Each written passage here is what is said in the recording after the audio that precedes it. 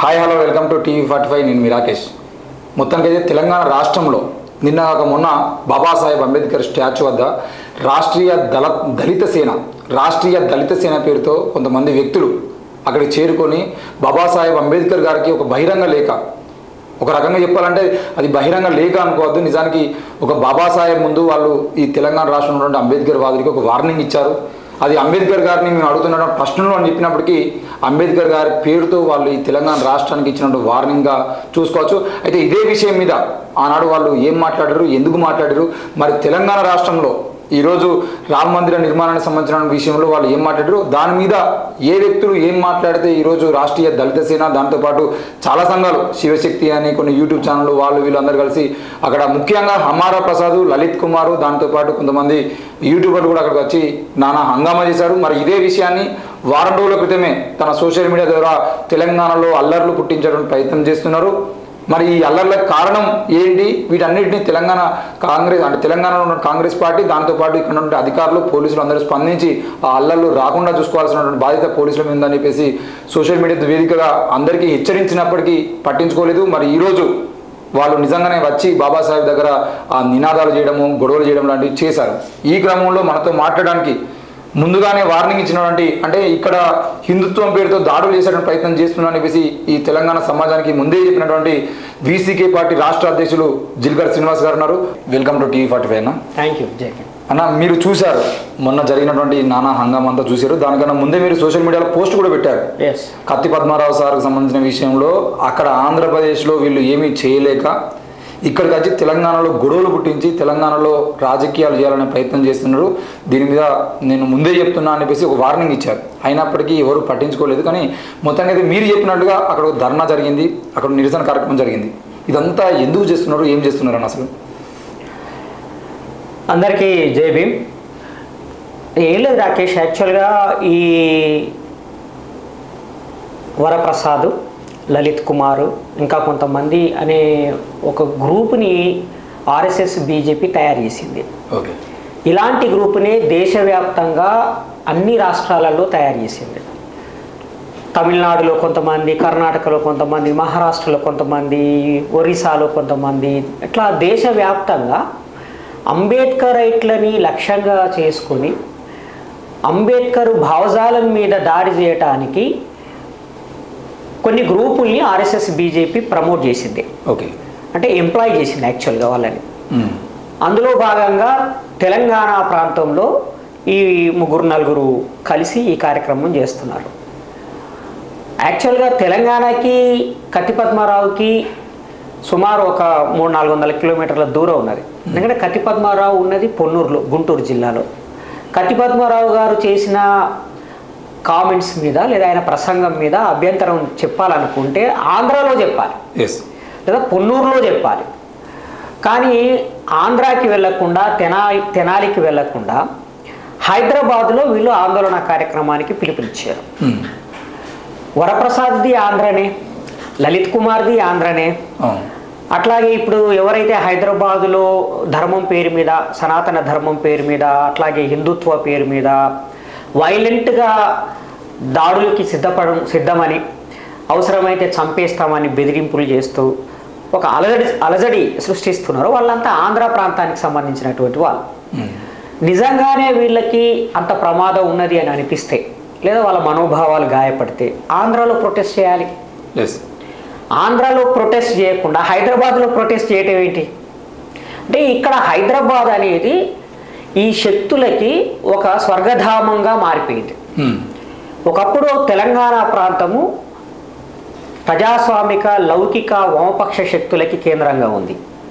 కానీ 2014లో తెలంగాణ రాష్ట్రం ఏర్పడ్డ నాటి నుండి నెమ్మదిగా ఇక్కడ పక్క రాష్ట్రాల నుంచి వచ్చినటువంటి ఈ కులతత్వ, మతతత్వ శక్తులు ఇక్కడి సమాజం యొక్క సామాజిక శాంతిని, ప్రశాంతతని దెబ్బతీసే విధంగా ప్రయత్నం చేస్తున్నారు.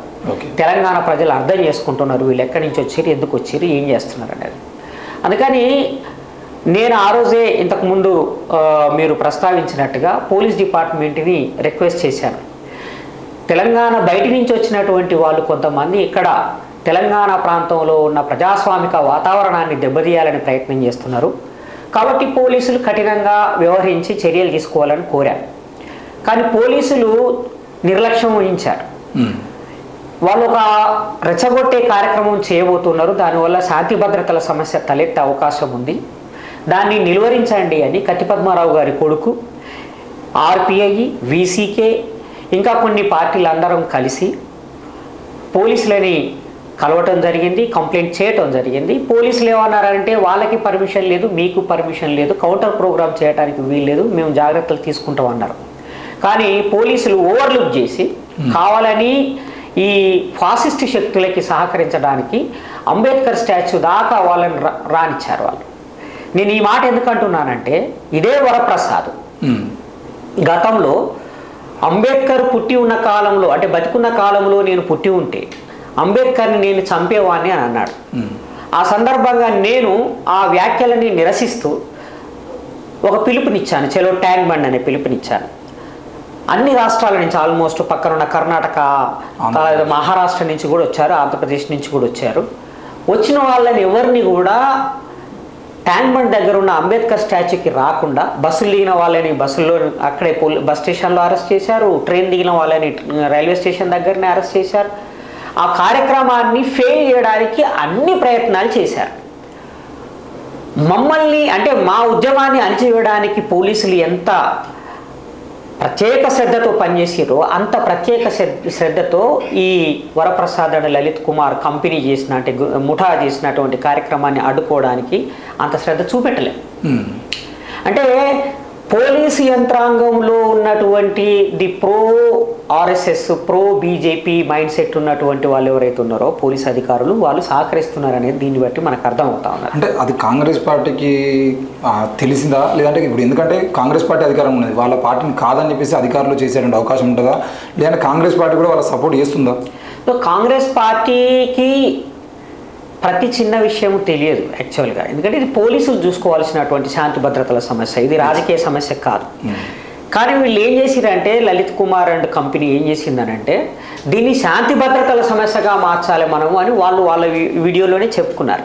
సో శాంతి భద్రతల సమస్యగా మార్చడం అంటే ఏంటిది, అల్లరి సృష్టించటం, అది లా అండ్ ఆర్డర్ ఇష్యూ కిందికి వస్తుంది. సో పోలీసులు వాళ్ళు తీసుకోవాల్సిన చర్యలు వాళ్ళు తీసుకోవాలి.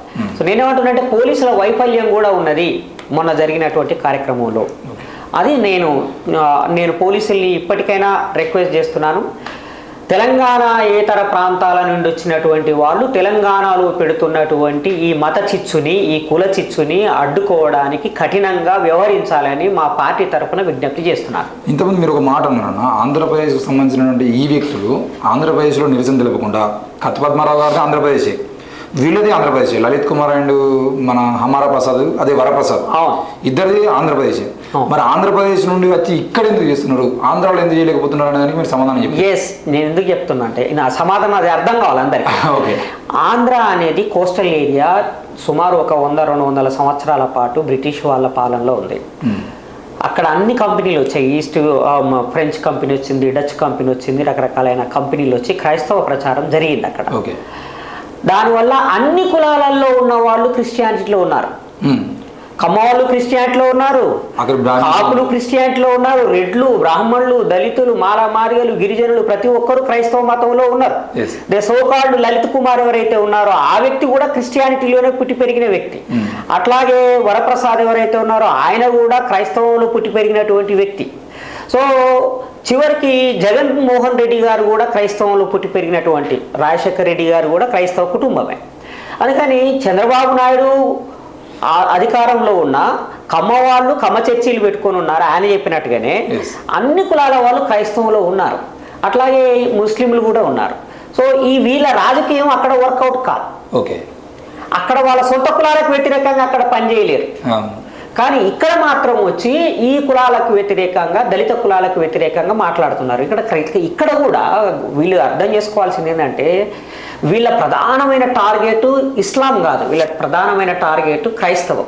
క్రైస్తవంలో అందరూ కాదు, దళిత క్రైస్తవులే వీళ్ళ టార్గెట్. ఎందుకు నేను అదే ఇంతకు ముందు కూడా ప్రశ్నించాను.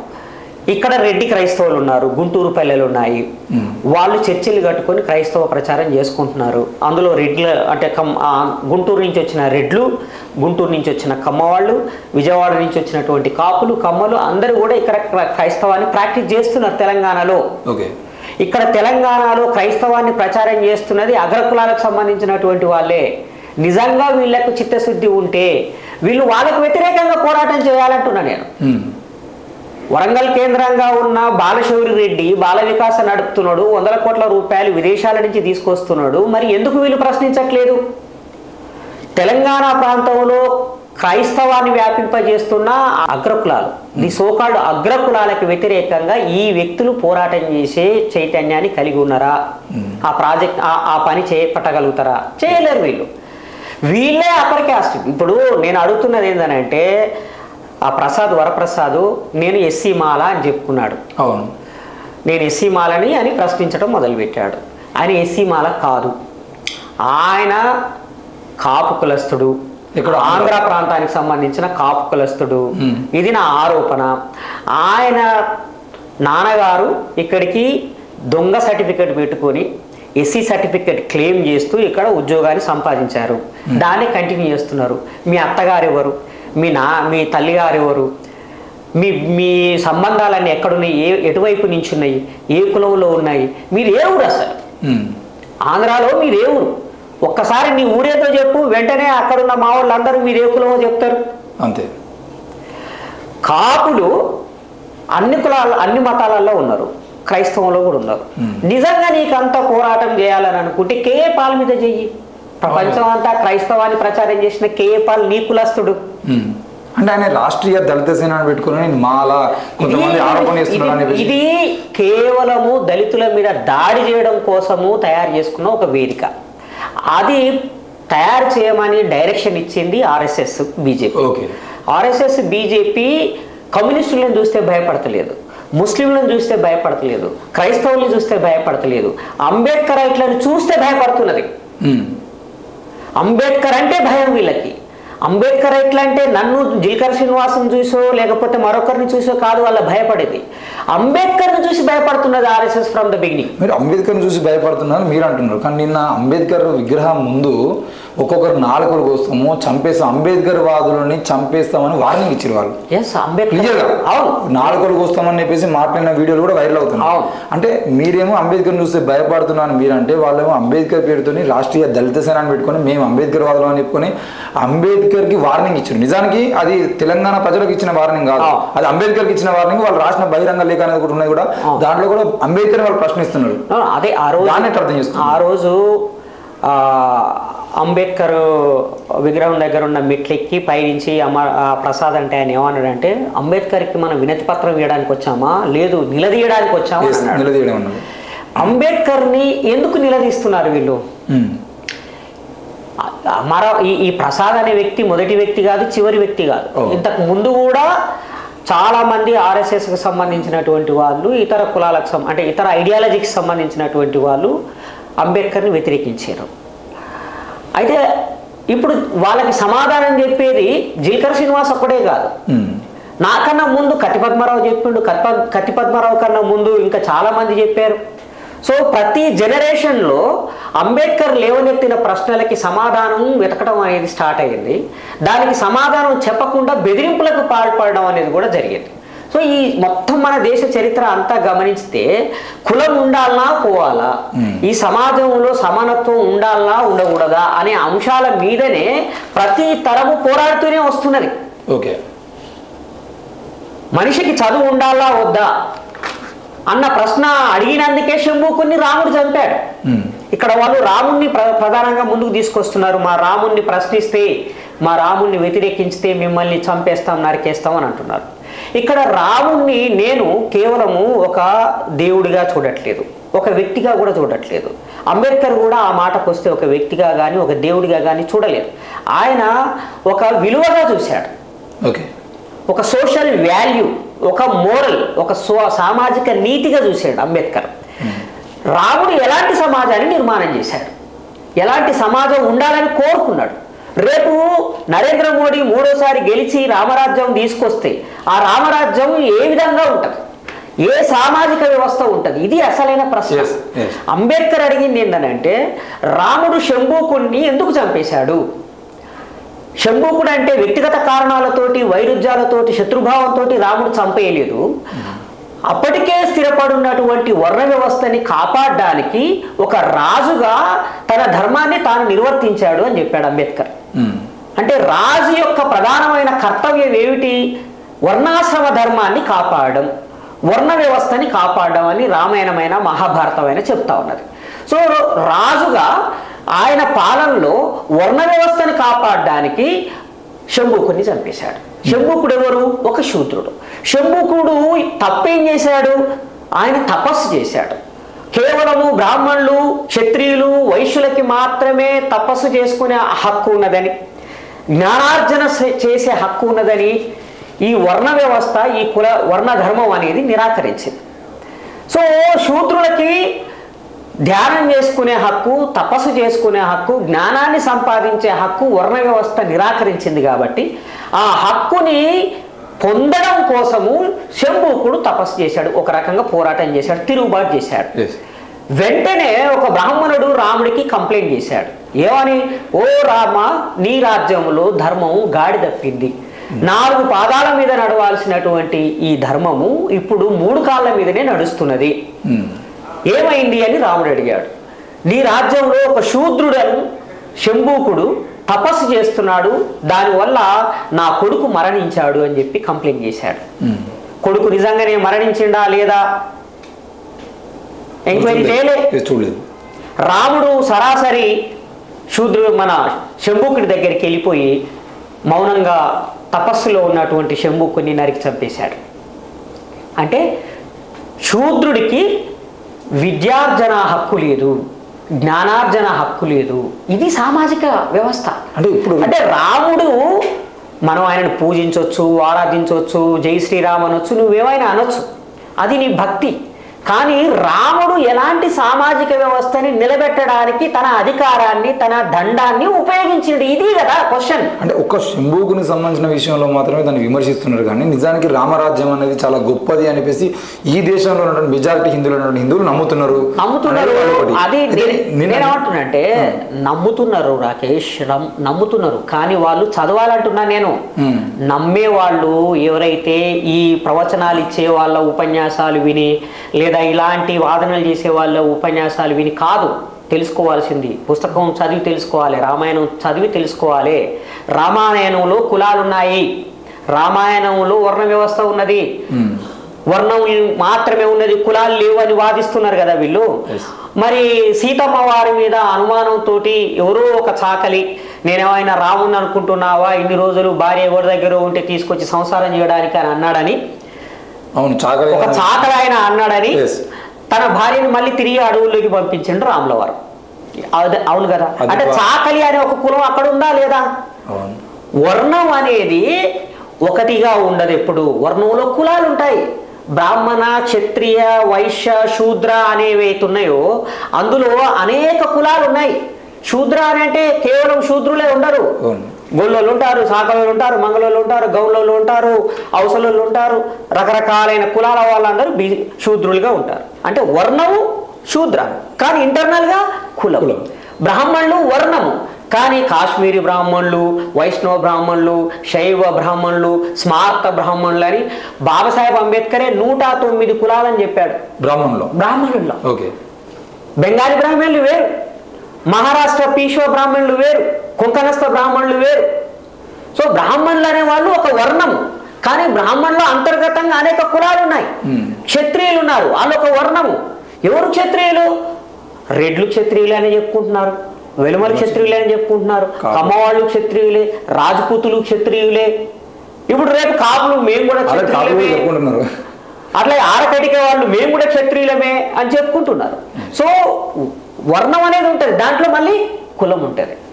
సో ఈ కోవట్లు ఉన్నారు, కోవట్లో కూడా అనేక తేడాలు ఉన్నాయి, లోపల ఇంటర్నల్ గా కులాలు ఉన్నాయి. చాలా మందికి తెలియదు ఆ విషయం. అందుకని వర్ణం అనేది కులంగా మారిందని అన్నాడు అంబేద్కర్. ఇక టాపిక్ డైవర్ట్ అయినట్టు అనిపిస్తుంది. డైవర్ట్ కాలేదు ఈ వాదన, దీనికి వీళ్ళకి రిలవెంట్. వీళ్ళు ఏమంటున్నారంటే వర్ణ వ్యవస్థ మాత్రమే ఉన్నది, కుల వ్యవస్థ లేదు, వర్ణ వ్యవస్థ చాలా గొప్పది, దాన్ని మనం కాపాడుకోవాలి, తిరిగి తెచ్చుకోవాలి అనే ఒక ఆర్గ్యుమెంట్ని ఆర్ఎస్ఎస్ బీజేపీ దేశంలో ప్రచారం చేస్తున్నది. అదే ప్రచారాన్ని ఈ సనాతన ముఠా ద్వారా, ఈ సనాతన ఫాసిస్ట్ ముఠా ద్వారా ప్రచారం చేస్తుంది. చాలా సార్లు అసలు నిజానికి రామునికి సంబంధించిన భగవద్గీత, భాగవతం ఏ దాంట్లో కూడా కులం లేదు అనేది నేను ఒకటే అడుగుతున్నాను రాకేష్. ఆనంద్ నీలకంఠన్ అసుర అనే పుస్తకం రాశాడు. అదే ఆనంద్ నీలకంఠన్ మహాభారతం మీద 2 వాల్యూమ్స్ రాశాడు. పాచికలాటకి ప్రారంభం, అజేయుడు అని 2. ఆ పుస్తకాల్లో కుల వ్యవస్థని సమర్థించడానికి రామాయణ మహాభారతాలు జరిగాయి అని రాశాడు. నిజంగా వీళ్ళకి చిత్తశుద్ధి ఉంటే ఆనంద్ నీలకంఠన్ మీద యుద్ధం ప్రకటించాలి. అంతే. ఇప్పుడు బాబాసాహెబ్ ప్రశ్నించాలంటే ఆనంద్ నీలకంఠన్ ప్రశ్నించాలి. ఎందుకు ఆనంద్ నీలకంఠన్ మహాభారతాన్ని మొత్తము తిప్పి చెప్పాడు? సుయోధనుడిని దుర్యోధనుడు అని ఎందుకు ప్రచారం చేశారు? ఎందుకంటే సుయోధనుడు కుల వ్యవస్థని వ్యతిరేకించాడు కాబట్టి. పాండవులు ఎందుకు గొప్ప వాళ్ళని ప్రచారం చేస్తున్నారు వీళ్ళు? పాండవులు వర్ణ వ్యవస్థని, కుల వ్యవస్థని కాపాడడానికి ప్రయత్నం చేశారు, వాళ్ళ అధికారాన్ని ఉపయోగించారు కాబట్టి అని ఆనంద్ నీలకంఠన్ చెప్తున్నాడు.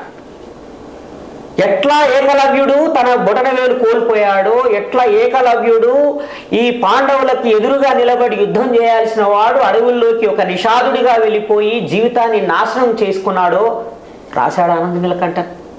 ఇదే శ్రీకృష్ణుడు ఏకలవ్యుని చంపిన విషయాన్ని ఆనంద్ నీలకంఠన్ రాశాడు. ఏకలవ్యుడి గురించి అందరు చెప్తారు, కానీ ఏకలవ్యుని చంపింది ఎవరో చెప్పరు. ఏకలవ్యుని చంపింది శ్రీకృష్ణుడు. ఎందుకు చంపాడు? సుయోధనుడి బిడ్డని శ్రీకృష్ణుడి కొడుకు రేప్ చేశాడు. శ్రీకృష్ణుడి బిడ్డ ఈ ఏకలవ్యుణ్ణి బాబాయిని పిలుస్తుంది, చిన్నానా అని పిలుస్తుంది. నా బిడ్డ మీద అత్యాచారం చేసిన వాడిని నేను బతకనివ్వను అని శపథం చేసి ఆ కృష్ణుడి యొక్క కొడుకును చంపడానికి ప్రయత్నం చేస్తూ ఉంటే ఈ కృష్ణుడు పోయి తన కొడుకుని కాపాడుకోవడానికి రాయితోటి ఏకలవ్యుణ్ణి కొట్టి చంపుతాడు. ఇది ఆనంద్ నీలకంఠన్ రాశాడు, నేను చెప్తున్నది కాదు. ఇది మహాభారతంలో ఉందా? ఇది మహాభారతంలో ఉన్నది. ఆయన ఒరిజినల్ గా మహాభారతాన్ని చదివే దాన్ని డీకోడ్ చేస్తూ రాశాడు. నేను సవాల్ విసురుతున్న వీళ్ళకి, నిజంగానే మీరు చిత్తశుద్ధి కలిగిన వాళ్ళైతే ఆనంద్ నీలకంఠన్ రాసింది అబద్ధం అని నిరూపించండి, లేదా ఆనంద్ నీలకంఠన్ ఎలా రాస్తామని చెప్పాను మీద దాడికి సిద్ధపడండి. ఆనంద్ నీలకంఠన్ బ్రాహ్మణ్ అయితే మీకేం కాదు. ఆనంద్ నీలకంఠన్ బ్రాహ్మణుడు కాబట్టి ఆయన రామాయణం మీద రాసినా, మహాభారతం మీద రాసినా మీరు ఓకే. అదే కత్తి పద్మరావు ప్రశ్నించితే మాత్రం మీకు కడుపులు రగిలిపోతాయి, నాలుకలు కూసేస్తాం, తలలు తీసేస్తామంటారా? అంటే ఇంతకి అసలు ఈ విషయంలో ఇంత పెద్ద అంటే లోక్సభ ఎన్నికల ముందు సందర్భం దొరికిందేనా? ఎందుకు కత్తి పద్మారావు గారు చేసిన ఆరోపణలు ఇవాళ కొత్తవి కాదు. రాముని కృష్ణునికి సంబంధించిన విషయంలో కానీ, దేవుళ్ళ మీద కానీ, మతాల మీద కానీ, కులాల మీద కానీ కత్తి పద్మారావు ప్రశ్న ఏ విధంగా ఉంటుంది అనేది మోడీ గారు, అటల్ బిహారీ వాజ్పేయి కూడా తెలుసు. మరి అట్లాంటి కత్తి పద్మారావు గారి విషయాన్ని ఈ రోజు ఎందుకు తెర మీద తెచ్చారు? అసలు కత్తి పద్మారావు గారు ఏమన్నారు? ఈ కత్తి పద్మారావు గారు ఇంతకుముందు మీరు చెప్పినట్టుగా ఒక వెల్ నోన్ హేతువాది, అంబేద్కరిస్టు, బుద్ధిస్టు. ఆయన మనం పుట్టక ముందు నుంచి ఈ సమాజంలో ఉన్న కుల అసమానతల్ని ప్రశ్నిస్తున్నాడు. ఆ కుల అసమానతల్ని సమర్థించే రామాయణ, మహాభారత, ఇతిహాస, పురాణ సాహిత్యాన్నంతా ఆయన ప్రశ్నిస్తున్నాడు, ఆయన విమర్శిస్తున్నాడు. కొత్తదేం కాదు. సో ఆయన గారు ఇంకా చాలామంది కూడా విమర్శించారు. నేనేమంటున్నానంటే కత్తి పద్మారావు గారు అడిగిన ప్రశ్నలు సమాధానం మీ దగ్గర ఉంటే చెప్పండి.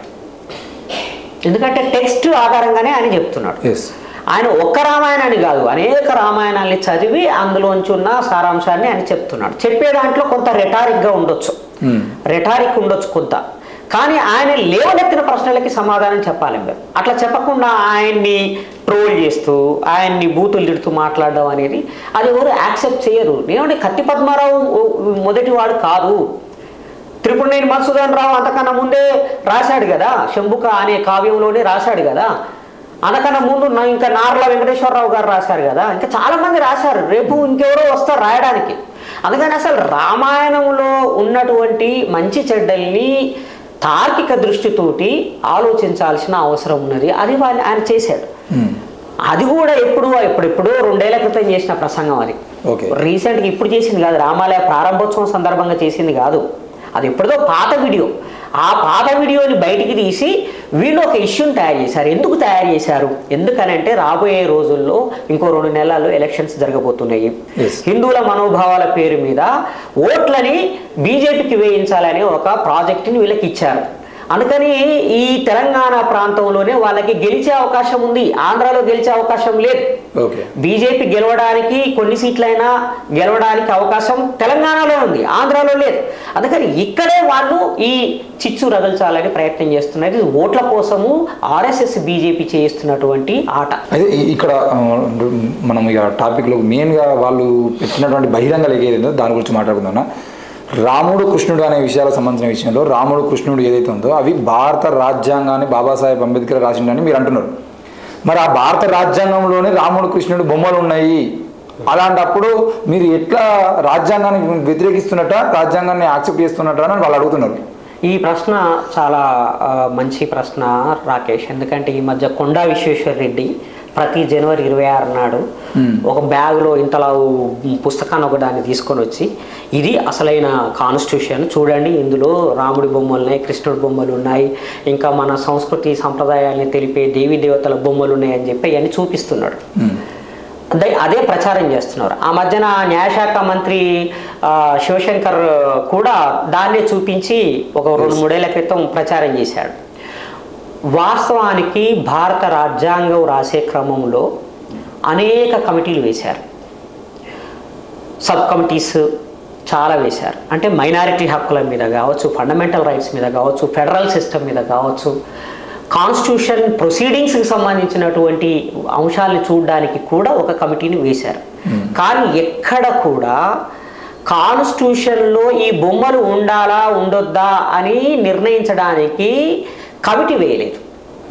ఒక కమిటీ వేయలేదు. అట్లాగే ఆ అంశాల మీద కాన్స్టిట్యూయెంట్ అసెంబ్లీలో డ్రాఫ్టింగ్ కమిటీ సందర్భంగా చర్చ జరిగిన దాఖలాలు కూడా లేవు. కాన్స్టిట్యూషన్ ఆమోదించిన తర్వాత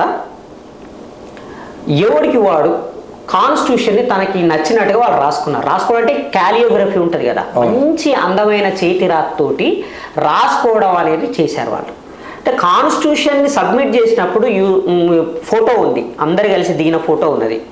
బాబాసాహెబ్ అంబేద్కర్, బాబు రాజేంద్ర ప్రసాద్ గారికి దాన్ని సబ్మిట్ చేస్తున్న ఫోటో దిగారు. అది మనకు అందరికీ అందుబాటులో ఉన్నది. దాని సైజ్ ఎంత ఉంటుంది? హ్యాండీగా ఉంటుంది, ఇంత ఉంటుంది. కానీ వీళ్ళు చూపిస్తున్నది ఎంత ఉన్నది? ఇంతలా ఉన్నది. బాబాసాహెబ్ అంతలావు దాన్ని సబ్మిట్ చేయలేదు కాన్స్టిట్యూషన్, మన కాన్స్టిట్యూంట్ అసెంబ్లీకి. అంటే దాని అర్థం ఏంటి? వీళ్ళు ఆ తర్వాత దాన్ని అందంగా రాసుకోవడానికి కొంతమందిని పెట్టుకొని రాయించుకున్నారు. రాయించుకున్న వాడికి ఆ భావజాలం ఉన్నది కాబట్టి ఆయన అందులో బొమ్మలు వేసుకున్నాడు. దానికి కాన్స్టిట్యూయెంట్ అసెంబ్లీకి ఏంటి సంబంధం? అంటే ఇక్కడ ఇంకో విషయము, బాబాసాహెబ్ అంబేద్కర్ రాసిన రాజ్యాంగం ఒరిజినల్ రాజ్యాంగం ఏతుందో ఆ రాజ్యాంగం మా దగ్గర కూడా ఉంది అని చెప్పేసి అమరప్రసాద్ ఇంతకున్నాడు. మీరు అంటున్నాడు కొండా విశ్వేశ్వరరెడ్డి కూడా దాన్ని పట్టుకొని అది ఒరిజినల్ రాజ్యాంగం కాదు. ఒరిజినల్ రాజ్యాంగం అంటున్నారు వాళ్ళు. అదే అంటున్నారు కదా, బాబాసాహెబ్ అంబేద్కర్ ఇచ్చినటువంటి ఫోటో ఉంది కదా, కాన్స్టిట్యూయెంట్ అసెంబ్లీకి సబ్మిట్ చేస్తున్న ఫోటో, దాని సైజ్ చూడు. వీళ్ళు చూపిస్తున్న దాని పుస్తకం సైజ్ చూడు. ఒకటి. రెండోది, నేను ఇంకా ముఖ్యమైన పాయింట్ ఏం చెప్తున్నానంటే, కాన్స్టిట్యూషన్ రాసినప్పుడు ఆ బుక్ ఎలా ఉండాలి అనే దాని మీద చర్చ జరగలేదు. క్యాలియోగ్రఫీలో రాయాలా వద్దా అనే దాని మీద చర్చ జరగలేదు. దాంట్లో బొమ్మలు ఉండాలా వద్దా అనే దాని మీద కూడా చర్చ జరగలేదు. ఓకే, ఇది కేవలము టైప్ చేసి ప్రింట్ చేసినటువంటి కాన్స్టిట్యూషన్ని బాబాసాహెబ్ అంబేద్కర్ కాన్స్టిట్యూయెంట్ అసెంబ్లీకి సబ్మిట్ చేశారు. వీళ్ళు చూపిస్తున్నది ఏంది? క్యాలియోగ్రఫీతో రాసినటువంటి కాన్స్టిట్యూషన్, అంటే చేతితో రాసినటువంటి కాన్స్టిట్యూషన్. ఓకే, అంటే బాబాసాహెబ్ అంబేద్కర్ ఫైనల్ చేసి కాన్స్టిట్యూయెంట్ అసెంబ్లీ ఆమోదించిన దాన్ని నీలాంటోడు నాలాంటోడు ఒక ఆయన ప్రత్యేకంగా మంచి అందమైన చేతి రాతతో రాశాడు. ఇంతింతలా దళసరి పేపర్ల మీద రాసుకున్నాడు. రాసి దాన్ని బైండింగ్ చేసి ఒక కాపీ పార్లమెంట్కి ఇచ్చాడు. దాని అర్థం దాన్ని కాన్స్టిట్యూయెంట్ అసెంబ్లీ ఆమోదించిందని కాదు, అది నీ ఇష్టం. ఒకడు చిన్న సైజ్ బుక్ కాన్స్టిట్యూషన్ వేస్తాడు, ఒకడు ప్యాకెట్ సైజ్ కాన్స్టిట్యూషన్ వేస్తాడు, ఒకడు ఇంత పెద్ద సైజ్ కాన్స్టిట్యూషన్ వేస్తాడు. అది అతని యొక్క అభిరుచి, అదే అతని ఇష్టం. అంతేగాని ప్యాకెట్ సైజ్ కాన్స్టిట్యూషన్కి కాన్స్టిట్యూయెంట్ అసెంబ్లీ అప్రూవల్ ఇచ్చిందని కాదు. అంటే ఒక వ్యక్తి తన వ్యక్తిగత ఇంట్రెస్ట్లతోటి రాసుకున్నటువంటి ఆ పుస్తకాన్ని తీసుకొచ్చి ఇది ఒరిజినల్ బుక్ అని చెప్పి వీళ్ళు అంటున్నారు. కాన్స్టిట్యూయెంట్ అసెంబ్లీలో ఎక్కడా అలాంటి చర్చ జరగలేదంటున్నా. దాంట్లో రాముడు లేడు, కృష్ణుడు లేడు, హరప్ప లేదు, మహేంద్రదారు లేదు, ఏది లేదు దాంట్లో. ఒకవేళ అలాంటి ఫోటోలు పెట్టాల్సి వస్తే బాబాసాహెబ్ అంబేద్కర్ తప్పకుండా చర్చించేవాడు కదా. అందులో రాముడు బొమ్మ ఉండాలా వద్దా, కృష్ణుడి బొమ్మ ఉండాలా వద్దా అని చర్చించేవాడు కదా. రవిదాస్ బొమ్మ పెట్టాలని కూడా అడిగేవాడు కదా బాబాసాహెబ్ అంబేద్కర్. కబీర్ బొమ్మ పెట్టాలని అడిగేవాడు కదా. ఎల్లమ్మదో మైసమ్మదో బొమ్మ పెట్టాలని కూడా అడిగేవాడు కదా. ఆయన గురువులైన బుద్ధుడి గురించి కబీర్ గురించి పెట్టమని అడిగేవాడు కదా. కాబట్టి అలాంటివేవి లేవు. ఇది వీళ్ళు చూపిస్తున్నదంతా ఒక నకిలీ నాటకము. దీనికి కాన్స్టిట్యూయెంట్ అసెంబ్లీ యొక్క ఆమోదం లేదు. ఇది ముందు అర్థం చేసుకోవాలి. అందుకని ఇప్పుడు ఈయన అనేది ఏంటంటే, మా వరప్రసాద్ అనేది ఏంటంటే, రాజ్యాంగంలోనే రాముడు కృష్ణుడు ఉన్నాడు కాబట్టి రాముని కృష్ణుణ్ణి విమర్శిస్తే రాజ్యాంగాన్ని విమర్శించినట్టే, రాముడు కృష్ణుడిని అవమానిస్తే రాజ్యాంగాన్ని అవమానించినట్టే అని అంటున్నాడు. అసలు రాజ్యాంగానికి రాముడికి కృష్ణుడికి సంబంధం లేదు. ఓకే అన్న. అయితే ఇక్కడ ఇంకో విషయం ఏంటంటే, వాళ్ళు ఏమంటున్నారంటే బాబాసాహెబ్ అంబేద్కరే ఇక్కడ అన్ని మతాల కలయిక, అన్ని మతాల వాళ్ళకి బతికే స్వేచ్ఛ ఉంది, మతాన్ని నమ్మేటువంటి స్వేచ్ఛ ఉందని అన్ని రాసిచ్చిండు. అంబేద్కరే రాసిచ్చిండు. మరి అంబేద్కర్ వాదులు అని చెప్పుకొని తిరిగే వాళ్ళు ఎవరైతే ఉన్నారో వాళ్లకు హిందువులను తిడుతూ ఉంటే, హిందూ దేవుళ్ళని తిడుతూ ఉంటే వాళ్ళకు నువ్వు ప్రత్యేక రక్షణ చట్టాన్ని ఇచ్చినవా? వాళ్ళ మీద ఎందుకు అంటే ఇప్పుడు వాళ్ళు ఆయన ఏమంటున్నారంటే హిందూ దేవుళ్ళని తిడతారు, మళ్ళీ అంబేద్కర్ వెనకాల దాక్కుంటారు, వీళ్ళకు నువ్వేమైనా ప్రత్యేకంగా రక్షణ ఇచ్చినవానా అని చెప్పేసి అంబేద్కర్ని నిలదీస్తున్నారు. ఇప్పుడు ఇండియన్ కాన్స్టిట్యూషన్ కేవలం అంబేద్కర్ రైట్లకే కాదు, అందరికీ ఇచ్చింది ఆ హక్కు. నేను అడుగుతున్నా, మీకు ఏ హక్కు ఉన్నదని చెప్పి జీసస్ని విమర్శిస్తున్నారు, క్రైస్తవుల్ని తిడుతున్నారు, ఇస్లాం ప్రాక్టీస్ చేసే ముస్లింల్ని తిడుతున్నారు. మీరు కూడా అదే స్వేచ్ఛ, భావ ప్రకటన స్వేచ్ఛను ఉపయోగించుకుంటున్నారు కదా. బాబాసాహెబ్ అంబేద్కర్ వెనకాల దాక్కొని అంబేద్కర్ రైట్లు హిందూ మతం మీద దాడి చేస్తున్నారు. వాళ్ళని నీకైనా ప్రత్యేకంగా రక్షణ ఇచ్చినవా అని అడుగుతున్నారు. నేనేమంటున్నానంటే కేవలం అంబేద్కర్ రైట్లకి మాత్రమే కాదు, ప్రతి ఒక్కరికి తనకి నచ్చిన విషయాన్ని చర్చించే అధికారాన్ని కాన్స్టిట్యూషన్ ఇచ్చింది, భావ ప్రకటన స్వేచ్ఛనిచ్చింది. ఆర్టికల్ 19 ప్రకారంగా ఎవరైనా ఏ విషయం మీదనైనా మాట్లాడవచ్చు. ఆ భావ ప్రకటన స్వేచ్ఛని హరించడం నేరం. నీకు క్రిస్టియానిటీ నచ్చలేదు, నువ్వు విమర్శిస్తున్నావు. నీకు ఇస్లాం నచ్చలేదు, నువ్వు విమర్శిస్తున్నావు. లేదు నాకు బ్రాహ్మణిజం నచ్చలేదు, నేను విమర్శిస్తున్నా. హిందూ మతంలో ఉన్న తప్పులు ఉన్నాయి, నేను విమర్శిస్తున్నా. విమర్శించటం అనేది భావ ప్రకటన స్వేచ్ఛకి ఇంకొక రూపం. అది కాన్స్టిట్యూషనల్ రైట్. కేవలం నా గురించే మాట్లాడుతున్నావు, నువ్వు కూడా తిడుతున్నావు కదా. తెల్లారులేస్తే క్రైస్తవుల్ని ఎన్ని యూట్యూబ్ ఛానల్ పెట్టి తిడతలేరు క్రైస్తవుల్ని, ముస్లింలు ఎన్ని యూట్యూబ్ ఛానల్ పెట్టి తిట్టట్లేదు. మీరు డైరెక్ట్గా లైవ్ డిబేట్లలో తిడుతున్న వాళ్ళు ఉన్నారు కదా. మరి నీకెవరు ఇచ్చిరా హక్కు? కాన్స్టిట్యూషన్ ఇచ్చింది. అయితే ఇది ఎంతవరకు అని అంటే, శాంతి భద్రతల సమస్య తలెత్తనంత వరకు మనం ఏ విషయాన్నైనా చర్చించవచ్చు. దానికి అంబేద్కర్ని బదనాం చేయడం ఎందుకు? అంబేద్కర్ గారు ఇది ఆలోచించే ఇచ్చారు. ఈ విషయాన్ని అర్థం చేసుకోవాలి. ఎందుకని అంటే 1000 సంవత్సరాల నుంచి నోరు విప్పి మాట్లాడడానికి హక్కు లేనటువంటి వాళ్ళకి వాళ్ళ అభిప్రాయాలని స్వేచ్ఛగా చెప్పుకునే స్వేచ్ఛనివ్వాలి అని పెట్టాడు. అంబేద్కర్ గారి యొక్క పత్రిక పేరే మూక్ నాయక్, మూగ వాళ్ళకి నాయకుడు. అంటే మనకి మాట్లాడే స్వేచ్ఛ లేదు కదా. నువ్వు మాట్లాడతావా అని మాట్లాడితే చంపినటువంటి సమాజం ఇది. సో మాట్లాడడానికి నిరాకరించబడినటువంటి సమాజానికి మాట్లాడే స్వేచ్ఛనియడం కోసమే ఆర్టికల్ 19. అది కేవలం దళితులకేనా ఉంది? పార్సీలకు లేదా, క్రిస్టియన్లకు లేదా, ముస్లింలకు లేదా, ఆంగ్లో ఇండియన్లకు లేదా, స్త్రీలకు లేదా, ప్రతి ఒక్కరికి ఉన్నది. అయితే ఇక్కడ ఇంకో విషయం, రాముడు కృష్ణుడు రహస్యం అంటే రాముడు కృష్ణుడికి సంబంధించిన విషయంలో చాలాసార్లు అంబేద్కర్ వాదులైనా, ఇక్కడ హేతువాదులైనా, నాస్తికులైనా ఎవరైనా మాట్లాడేటప్పుడు దానికి సంబంధించిన విషయాన్ని కోడి చేస్తూ రాముడు కృష్ణుడు రహస్యాల పుస్తకంలో బాబాసాహెబ్ అంబేద్కరే ఈ విషయాన్ని లేవనెత్తిండు అని చెప్పేసి చెప్తా ఉంటారు. అయితే ఇక్కడ వాళ్ళు ఏమంటున్నారంటే, రాముడు కృష్ణుడు రహస్యాలు అనే పుస్తకం బాబాసాహెబ్ అంబేద్కరే రాసిండా? ఒకవేళ రాసి ఉంటే ఆయన చనిపోయిన తర్వాత పుస్తకం ఎందుకు ప్రచురించిండు? ఆయన ఉన్నప్పుడు ఎందుకు దాన్ని ఆయన బతుకుండగానే ఎందుకు ప్రచురించుకోలేకపోయాడు? భయపడ్డా లేదంటే ఆయన పుస్తకం ఆయన రాసిండా రాయలేదా అనేది వాళ్ళు అడుగుతున్న ప్రశ్న. ఇప్పుడు వరప్రసాద్ లాంటి అల్ప జీవులు వచ్చి బాబాసాహెబ్ అంబేద్కర్ని బెదిరిస్తారని, చంపుతామని అంటారని భయపడి ఆయన పుస్తకాన్ని ప్రింట్ చేయకుండా ఆపల. ఈయన మాటలే అంటాడు. ఆ రోజు అంబేద్కర్ కారు మీద పెట్రోల్ బాంబులు విసిరారు, కిరోసిన్ బాంబులు విసిరారు ఆ రోజుల్లోనే.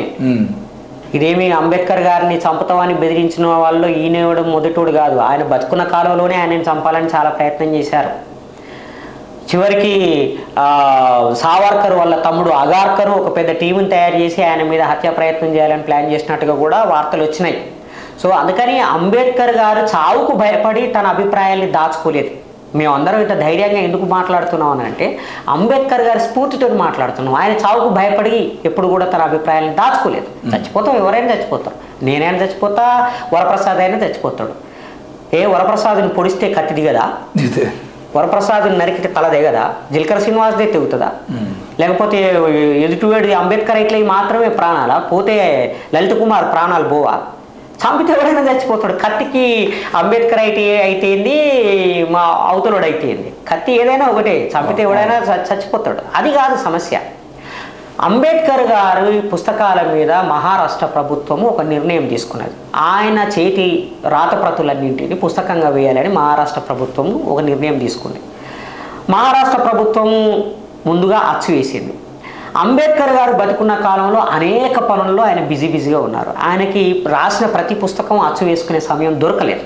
అందుకని ఆయన మరణానంతరము మహారాష్ట్ర ప్రభుత్వమే ఒక నిర్ణయం తీసుకొని ఒక కమిటీ వేసింది. ఆ కమిటీ ఆ రాతప్రతులన్నింటినీ తీసుకొని ఇంకా ఆయన రకరకాలైన చోట్ల రాసినటువంటి వాటన్నిటిని సేకరించి ఆయన సమగ్ర రచనల్ని తీసుకొచ్చే ప్రయత్నం చేసింది.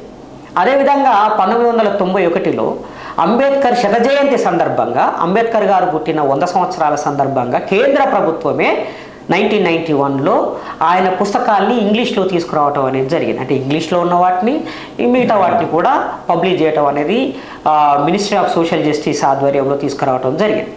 సో ఇది ప్రభుత్వాలు తీసుకొచ్చినటువంటి పుస్తకాలు ఇవన్నీ. దాంట్లో అందరూ ఉన్నారు, మేధావులు ఉన్నారు, ప్రభుత్వానికి సంబంధించిన అధికారులు కూడా ఉన్నారు. నేనేమంటున్నానంటే అంబేద్కర్ గారు రాసినటువంటి పుస్తకాల మీద మీకు అనుమానం ఉంటే మీరు మహారాష్ట్ర ప్రభుత్వాన్ని ఛాలెంజ్ చేయండి. నరేంద్ర మోడీ ప్రభుత్వం మీదే ఇప్పుడు అధికారంలో ఉన్నది, మీరు ఛాలెంజ్ చేయండి. ఇది అంబేద్కరే రాసిండా లేదా అని చెప్పి మీరు ల్యాబ్కు పంపించండి, ఫోరెన్సిక్ డిపార్ట్మెంట్కి పంపించండి. ఎందుకంటే రాతప్రతులు ఇంకా ఉన్నాయి. అంబేద్కర్ రాసిన రాతప్రతులు ఏమి చినిగిపోలేదు, అవి ఉన్నాయి, ఇంకా జాగ్రత్తగా దాచిపెట్టారు. ఆ మ్యాన్స్క్రిప్ట్స్ని తీసుకుపోయి మీరు ఫోరెన్సిక్ ల్యాబ్కు పంపించండి. అది అంబేద్కర్ రైటింగా కాదని తేలిపోతుంది కదా, ఎందుకంత కష్టపడ్డాం. సో అంబేద్కర్ గారు ఆ పుస్తకాన్ని రాయడం తప్ప, లేదా ఆ పుస్తకంలో లేవనెత్తిన అంశాలు తప్ప, అది చెప్పండి. అంబేద్కర్ గారు రాముడు కృష్ణుడు రహస్యాలు పుస్తకంలో పేర్కొన్న అంశాలు తప్పు అయితే అవి తప్పు అని నిరూపించండి. అంబేద్కర్ గారు వాల్మీకి రామాయణంలో పేర్కొన్న అంశాలే అవి విత్ రిఫరెన్సెస్తో సహా, ఎన్నో శ్లోకము, ఎన్నో సర్గ, ఎన్నో కాండ, అవన్నీ కూడా విత్ రిఫరెన్సెస్ ఇచ్చి రాశాడు అంబేద్కర్ గారు. మీరు ఒకవేళ అవి తప్పే అని అనుకుంటే నిరూపించండి. వాల్మీకి రాసిన రామాయణంలో, ఒరిజినల్ రామాయణంలో అంబేద్కర్ గారు కోట్ చేసిన పలానా శ్లోకం లేదు అని నిరూపించండి మీరు. అసలు లలిత్ కుమార్ ఆయన మాట్లాడతాడు, అంబేద్కర్కి సంస్కృతం రాదు కాబట్టి ఆయన మనుస్మృతిని సరిగా అర్థం చేసుకోలేదని అన్నాడు ఒక ఇంటర్వ్యూలో. What is this non sense? How many languages you know? Ambedkar Sanskrit scholar, ఆయన ఒరిజినల్ సాంస్క్రిట్ చదువుకున్నాడు. ఆయన మొత్తం వేదాలన్నీ చదివాడు. బ్రాహ్మణికల్ లిటరేచర్ ఎక్కడెక్కడుందో అదంతా తెచ్చుకొని ఆయన చదువుకున్నాడు. అద్భుతమైన సంస్కృత పండితుడు ఆయన. ఆయనకి ఇంగ్లీష్ వచ్చు, జర్మన్ వచ్చు, ఫ్రెంచ్ వచ్చు, హిందీ వచ్చు. ఆయనకి రాని భాష లేదు. సుమారు 7-8 భాషలు వచ్చు అంబేద్కర్కి. అలాంటి ఒక గొప్ప పండితుని పట్టుకొని, ఒక స్కాలర్ని పట్టుకొని, సరిగ్గా నువ్వు పీజీ చదివావో లేదో నాకు తెలియదు కానీ అంబేద్కర్కి సంస్కృతం రాదంటావా? నువ్వు బ్రాహ్మణులో పుట్టంగానే, మీ కులంలో పుట్టగానే నీకు సంస్కృతం వచ్చేస్తుందా? మహర్ కులంలో పుట్టిండు కాబట్టి అంబేద్కర్కి సంస్కృతం రాదా? ఇది వీళ్ళ అవగాహన, వీళ్ళ జ్ఞానం. అయితే ఇక్కడ ఇంకో మాట్లాడడం ఏమన్నా అంటే, కుల నిర్మూలన పుస్తకాన్ని నువ్వే రాసినవా? అంబేద్కర్ డైరెక్ట్ అంబేద్కర్ అంటున్నారు, కుల నిర్మూలన పుస్తకాన్ని నువ్వే రాసినవా? ఒకవేళ నువ్వే కనుక రాసినది అంటే మరి కులాల ప్రస్తావన రాజ్యాంగంలో ఎందుకు పెట్టినావు? రాజ్యాంగం రాసేటప్పుడు మరి కులాలకు సంబంధించిన విషయంలో కుల నిర్మూలన గురించి నువ్వు రాజ్యాంగంలో ఎందుకు రాలేదు? కుల నిర్మూలన గురించి ఎందుకు ఆలోచన చేయలేదు? రాజ్యాంగంలోనే కుల నిర్మూలనకు సంబంధించిన అంశాన్ని రాసేదంటే కుల నిర్మూలన జరిగేది కదా. మరి ఈ కులాల ప్రస్తావన తీసుకొచ్చి రాజ్యాంగంలో పెట్టింది నువ్వే, కుల నిర్మూలన పుస్తకాన్ని రాసింది నువ్వే. ఈ 2 రకాలుగా చెప్పడం ఏంది అని చెప్పేసి వాళ్ళు అడుగుతున్నారు. ఇంకా వాళ్ళు ఏమంటున్నారంటే, ఇప్పుడున్న కులాలన్నింటికి రాజ్యాంగంలో నువ్వు పొందుపరిచిన కులాలే కారణం అని అంటున్నారు వాళ్ళు. అసలు వీళ్ళకి కనీసము ఆలోచన ఉందా, కనీసం అధ్యయనం ఉందా లేదా అనేది నాకు డౌట్ వస్తుంది.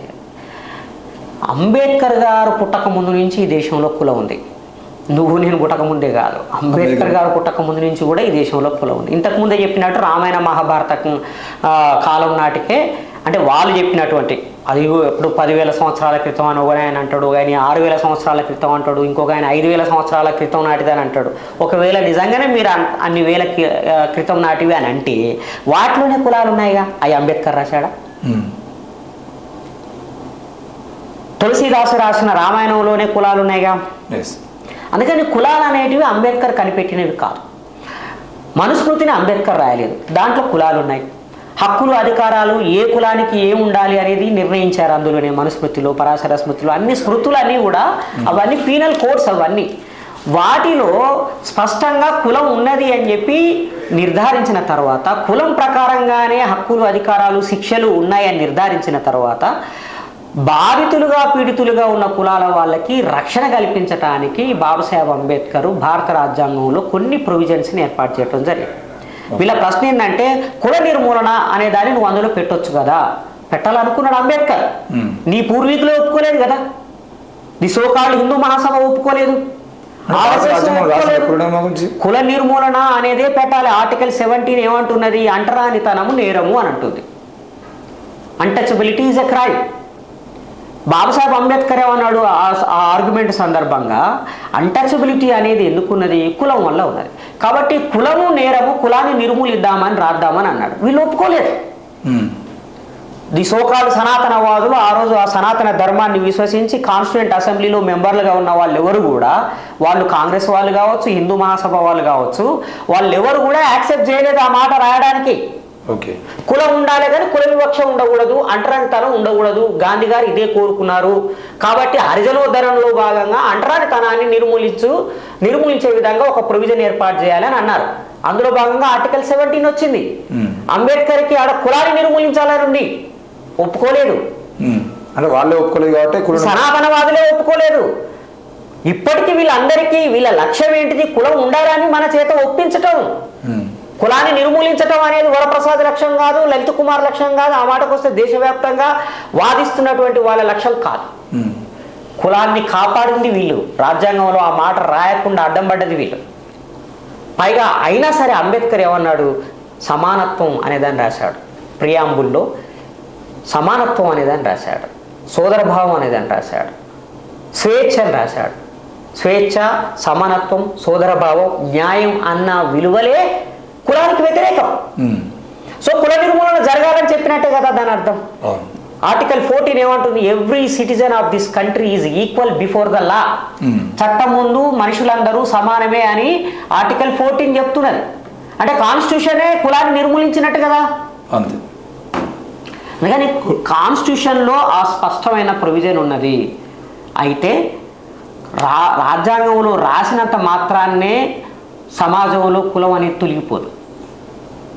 రాజ్యాంగానికి సమాజానికి మధ్యన ఒక అగాధం ఉన్నది, ఒక కాంట్రడిక్షన్ ఉన్నది, ఒక వైరుధ్యం ఉన్నది. దాన్ని పరిష్కరించడానికి కొన్ని ప్రొవిజన్స్ని ఏర్పాటు చేయడం జరిగింది. వీళ్ళు అనేది ఏంటంటే ఆ ప్రొవిజన్స్ కూడా తీసేస్తే కులం పోతుంది కదా అని అంటున్నారు. నేనేమంటున్నా అంటే కాన్స్టిట్యూషన్ రాకముందు కూడా ప్రొవిజన్స్ లేవు కదా, అప్పుడు కులం ఉందిగా. ప్రొవిజన్స్ లేనప్పుడు కులం ఉంది. 50 జనవరి 26 నుంచి రాజ్యాంగం వచ్చింది. అంతకు ముందు కులాలు ఉన్నాయి కదా, మరి కులం పోలేదు కదా. లేదా సెకండ్ ఇండియా యాక్ట్ 1937-35లో వచ్చింది సెకండ్ ఇండియా యాక్ట్. అంతకు ముందు సెకండ్ ఇండియా యాక్ట్ లేదు, అప్పుడు కులం పోలేదు కదా. ఇంకా కులం బలంగా ఉంది కదా. కులం ఉన్నది, దానివల్ల నష్టపోతున్న వాళ్ళకి ఆ కులం ప్రాతిపదికన ప్రాతినిధ్యం ఇవ్వడం అనేది ఈ రాజ్యాంగం యొక్క స్పిరిట్. కాబట్టి వీళ్ళంతా ఆర్ఎస్ఎస్, బీజేపీ వాదులు చేస్తున్న ప్రచారం ఏదైతుందో అది కులాన్ని కాపాడడం కోసం చేస్తున్నది. కానీ ఆ ఒంటి కాలుతోటి నిలబడి అవకాశాల కోసం తల్లాడుతున్నటువంటి ఆ వ్యక్తికి ఒక కర్ర ఇస్తే ఆ కర్రను కూడా లాగేయాలని చూస్తున్నారు వీళ్ళు. అంటే మీరు అంటున్న విషయమేమో ఇట్లుంది, వాళ్ళు ఏమంటారు అంటే ఈ ఆర్ఎస్ఎస్ బీజేపీ మీద మీరు ఇట్లా మాట్లాడుతున్నారు, అంబేద్కర్ వాదం పేరుతోనే సంఘ వ్యతిరేక శక్తులు ఎవరైతే ఈరోజు హిందుత్వం మీద, హిందూ దేవుళ్ళ మీద ప్రచారం చేస్తూ మేము అంబేద్కర్ వాదము, మాకు ఈ పుస్తకంలో ఇది ఉంది, మాకు పెరియార్, పూలే, అంబేద్కర్లు ఇవి రాసిర్రు, వాటి ప్రకారం మాట్లాడుతున్నాం అని చెప్పేసి ఈ సంఘ వ్యతిరేక శక్తులాగా తయారవుతున్న వాళ్ళకి నువ్వు ప్రతినిధిగా ఉంటున్నావా, వాళ్ళని కాపాడే బాధ్యత నువ్వు తీసుకుంటున్నావా అని చెప్పేసి కూడా వాళ్ళు బాబాసాహెబ్ అంబేద్కర్ని నిలదీస్తున్నారు. అసలు ఈ దేశం మొదటి నుంచి ఒక సంఘంగా లేదు. బాబాసాహెబ్ అంబేద్కర్ రాజ్యాంగం రాయడం ద్వారా ఒక సంఘంగా నిర్మాణం చేయాలనే ఒక ప్రోగ్రామ్ని మనకి ఇచ్చిపోయింది. ఇది సంఘంగా ఎప్పుడు లేదు. ఇక సంఘ వ్యతిరేక శక్తిలో ఉంటే సంఘ వ్యతిరేక శక్తి వీళ్ళే. ఎందుకంటే సంఘంలో సమానత్వం కావాలని కోరుతున్నారు అంబేద్కర్ రైట్లు, వాళ్ళని చంపాలంటున్నారు వరప్రసాద్ అని లలిత్ కుమార్. సంఘంలో సమానత్వం కావాలని కోరుతున్నారు అంబేద్కర్ రైట్లు, వాళ్ళని వ్యతిరేకిస్తున్నది సనాతన మూట. సంఘంలో స్వేచ్ఛ కావాలని కోరుతున్నది అంబేద్కర్ రైట్లు, వాళ్ళని చంపాలని చెప్తున్నది ఈ మూట. సంఘంలో న్యాయం కావాలి అని అంటున్నారు, ఆ న్యాయం వద్దు అంటున్నది ఈ మూట, ఇట్లాంటి మూట. సో సంఘానికి వ్యతిరేకం ఆర్ఎస్ఎస్, బీజేపీ. వీళ్ళు ఒక అసాంఘిక శక్తులు. అసలు అసాంఘిక శక్తులే మమ్మల్ని అసాంఘిక శక్తులు అంటున్నారు. ఇది ట్రాజడీ. యాక్చువల్గా హింసకు పాల్పడ్డది ఎవరు? RSS, BJP. బాబ్రీ మసీద్ విధ్వంసానికి పాల్పడ్డది ఆర్ఎస్ఎస్, బీజేపీ. ఆ సందర్భంగా 5,000 మంది ఊచకోతకి కారణమైంది ఆర్ఎస్ఎస్, బీజేపీ. అల్లర్లకి కారణమైంది ఆర్ఎస్ఎస్, బీజేపీ. రోహిత్ వేముల చావుకి కారణమైంది ఆర్ఎస్ఎస్, బీజేపీ. మారుతిరావు ప్రణయ్ని చంపడానికి కారణమైంది కూడా ఆర్ఎస్ఎస్, బీజేపీ. అమృతని ప్రేమించినందుకు ప్రణయ్ని చంపితే మారుతిరావుని తీసుకుపోయి బీజేపీ వేదికల మీద కూర్చోబెట్టుకున్నది. హుజూర్ నగర్ ఎన్నికల్లో వేదికల మీద ప్రచారం చేయించింది. అంటే దానికి అర్థం ఆర్ఎస్ఎస్, బీజేపీ కదా. ప్రేమల్ని వ్యతిరేకించింది ఆర్ఎస్ఎస్, బీజేపీ. సో అందుకని సంఘ వ్యతిరేక శక్తి ఏదైనా ఉన్నది అని అంటే ఈ దేశంలో ఆర్ఎస్ఎస్, బీజేపీ. పేరు వాళ్ళది సంఘ్, కానీ వాళ్ళు సంఘ వ్యతిరేకులు. ఓకే అన్న, ఇక సంఘ వ్యతిరేక సంబంధించిన విషయం పక్కన పెడితే వాళ్ళు బాబాసాహెబ్ అంబేద్కర్ని ప్రశ్నిస్తున్న విషయంలో క్లియర్గా ఈ భారత రాజ్యాంగంని నువ్వే రాసినావు అని నువ్వు అంటున్నావు. భారత రాజ్యాంగాన్ని రాసినప్పుడు ఇందులో అందరికీ మత స్వేచ్ఛ ఉంది అని చెప్పేసి రాసింది నువ్వే. మరి మత స్వేచ్ఛ ఉంది అని రాసినప్పటికీ కూడా మళ్ళా నువ్వు చివరిలో బౌద్ధం అనే దాన్ని తీసుకుంటూ 22 ప్రమాణాలు చేస్తూ రాముడు, కృష్ణుడు మొదలైనటువంటి దేవతలు ఎవరైతే ఉన్నారో వాళ్ళందరినీ నమ్మను అని చెప్పేసి సంఘ వ్యతిరేక శక్తుల్ని తయారు చేసింది, హిందూ వ్యతిరేక శక్తుల్ని తయారు చేసిందే బాబాసాహెబ్ అంబేద్కర్. మరి ఇక్కడ మత స్వేచ్ఛ ఇచ్చి మతాలను ఎవరికి నచ్చిన మతాన్ని వాళ్ళు పాటించుకోమని చెప్పి మళ్ళీ నువ్వు ఇట్లా సంఘ వ్యతిరేక శక్తుల్ని, హిందూ వ్యతిరేక శక్తులను తయారు చేయడం ఎంతవరకు కరెక్ట్ అని చెప్పేసి వాళ్ళు అడుగుతున్నారు. ఇప్పుడు నేను దాన్నే రివర్స్ అడుగుతా ఉన్న ప్రశ్న ఒకటి. హిందువుగా ఉన్న వాళ్ళు ఎవరు కూడా జీసస్ని ప్రార్థించకూడదు అని వీళ్ళు అంటున్నారు, జీసస్ని విమర్శిస్తున్నారు. ఇస్లాంని ప్రాక్టీస్ చేయకూడదు, మసీదులకి పోకూడదు, లేదంటే అల్లాని ఆరాధించకూడదు అని చెప్పి వీళ్ళు అంటా ఉన్నారు. మరి అది ఎట్లా తప్పు, అది ఎట్లా కరెక్ట్? అంటే ఒక మతంని ఆచరించేటప్పుడు ఇతర మతాలకు సంబంధించిన సంప్రదాయాల్ని పాటించకుండా ఉండడం అనేది ఒక పద్ధతి. బుద్ధిజాన్ని స్వీకరిస్తున్నప్పుడు అప్పటిదాకా హిందూ మతంలో ఉన్నవాళ్ళు బుద్ధిజాన్ని స్వీకరిస్తున్నప్పుడు వన్స్ మీరు బుద్ధిస్టులుగా మారినాక ఆ హిందూ మతంలో ఉన్న దేవి దేవతల్ని ఆరాధించకూడదు, పూజించకూడదు అనేది ఒక పద్ధతి. అది తప్పెట్లయితుంది? 22 ప్రమాణాలు చేయించాడు. ఆ ప్రమాణాల్లో నేను రాముని పూజించాను, కృష్ణుని పూజించాను, హిందూ దేవీ దేవతల్ని పూజించాను అని చెప్తున్నాడు. అది తప్పెట్లయితుంది? నిజంగానే నువ్వు అంత సహనం కలిగిన వాడివైతే హిందువులు జీసస్ని పూజించవచ్చు అని నువ్వు చెప్పు, హిందువులు అల్లాని పూజించవచ్చు అని నువ్వు చెప్పు. నువ్వేమో అది వద్దంటావు, కానీ బుద్ధిస్టులు మాత్రం రాముడిని పూజించాలి, కృష్ణుని పూజించాలి అని అంటావా? అదే స్పెసిఫిసిటీ. మతం అంటేనే అది. మతం అంటే ఆ మతంలో ఉన్న నియమాల ప్రకారంగా జీవించటం. బౌద్ధ మతంలో వేరే మతాలకు సంబంధించినటువంటి దేవీ దేవతల్ని పూజించటము, ఆరాధించటం అనేది నిషిద్ధం. క్రైస్తవంలో ఉన్నవాడు ఇతర మతాల దేవీ దేవతల్ని ఆరాధించడు, హిందూ మతంలో ఉన్నవాడు ఇతర మతాల్లో ఉన్నటువంటి దేవీ దేవతల్ని కానీ లేదంటే సంస్కృతి సంప్రదాయాల్ని కానీ ఆచరించడు. అదే కదా మతం అంటే. నువ్వు బౌద్ధాన్ని స్వీకరిస్తున్న సందర్భంగా 22 ప్రతిజ్ఞలు ఎలా చేయిస్తావు? దాంట్లో రాముడు కృష్ణుని పూజించడం అనే దాన్ని ఎట్లా నువ్వు వ్యతిరేకిస్తావు, ఎట్లా ప్రమాణం చేయిస్తావు అని అంటే ఇదేమన్నా అర్థం ఉన్న ప్రశ్న, ఆర్గ్యుమెంటేనా? అది బౌద్ధం అనేది ఒక మతం. ఈ ముఠా ఏమంటున్నది అంటే అది హిందూ మతంలో ఒక శాఖ అంటున్నారు. హిందూ మతంలో శాఖ కాదు, హిందూ మతానికి వ్యతిరేకమైన సంపూర్ణమైన ఒక మతం అది. బౌద్ధ మతమా? మతం ఇదేదో జీవన విధానం కానిదే ఉన్నది. ప్రతి మతం జీవన విధానమే. సుప్రీంకోర్టు హిందూ మతాన్ని జీవన విధానం అని చెప్పింది కాబట్టి అది మతం కాకుండా పోయిందా? ఇస్లాం ఒక జీవన విధానం, అది కూడా ఒక మతమే. అయితే ఇక్కడ ఈ 22 సూత్రాలకు సంబంధించిన విషయంలో ఇంతకుముందు మీరు ఉద్యమం చేసినటువంటి సంఘటనే జగిత్యాలలో ఆర్ఎస్ ప్రవీణ్ కుమార్ గారు ఒక కార్యక్రమంలో, బౌద్ధ కార్యక్రమంలో పాల్గొన్న సందర్భంగా ఆయన 22 ప్రమాణాలు చేస్తున్నప్పుడు ఆయన కూడా చేయి చాపి వేదిక మీద ఉన్న వాళ్ళు ప్రమాణాలు చేపిస్తున్నారు, కింద ఉన్నటువంటి గెస్ట్గా వచ్చినటువంటి ఈయన కూడా ప్రమాణాలు చేసిండు. దాన్ని అప్పుడు పెద్ద వైరల్గా చేసి అసలు ఆ ప్రవీణ్ కుమార్ని ఐపీఎస్ని తొలగించాలి, సెక్రటరీ తొలగించాలి, గురుకులాల మొత్తాన్ని అంటే ఏంది హిందూ వ్యతిరేక శక్తుల్ని తయారు చేస్తున్నారని నానా రకాలుగా ఆయన ఇబ్బంది పెట్టి ఆఖరికి ప్రభుత్వమే ఒత్తిడి తెచ్చడానికి ప్రయత్నం చేశారు. ఆనాటి నుండే ఈ జై భీమ్ జై శ్రీరామ్ మధ్యలో నినాదాలు అంటే గొడవలు స్టార్ట్ అవుతున్నాయి. ఇవి ఇంకెన్ని రోజులు కొనసాగుతాయి? అసలు నేను వీళ్ళని ఏమడుతున్నా అంటే రాకేష్, ప్రతి దసరా సందర్భంగా నాగపూర్లో లక్షలాది మంది వచ్చి ఇవే 22 ప్రమాణాలు చేస్తారు. ఆ లక్షలాది మందిలో పోలీస్ ఆఫీసర్లు ఉంటారు. మహారాష్ట్రలో ఉన్న అన్ని కులాల్లో ఉన్న బుద్ధిస్టులు ఎవరైతే ఉన్నారో, కేవలం దళితులే కాదు, మహార్లే కాదు, బీసీలు కూడా బుద్ధిస్టులు ఉన్నారు, ఇంకా బ్రాహ్మణులు కూడా బుద్ధిస్టులు ఉన్నారు. వాళ్ళందరూ వచ్చి ఇవే 22 ప్రమాణాలు చేస్తారు. ఎస్ఐలు, సిఐలు, కానిస్టేబుళ్ళు, ఐపీఎస్ ఆఫీసర్లు అదే నాగపూర్ మైదానంలో నిలబడి 22 ప్రమాణాలు చేస్తారు.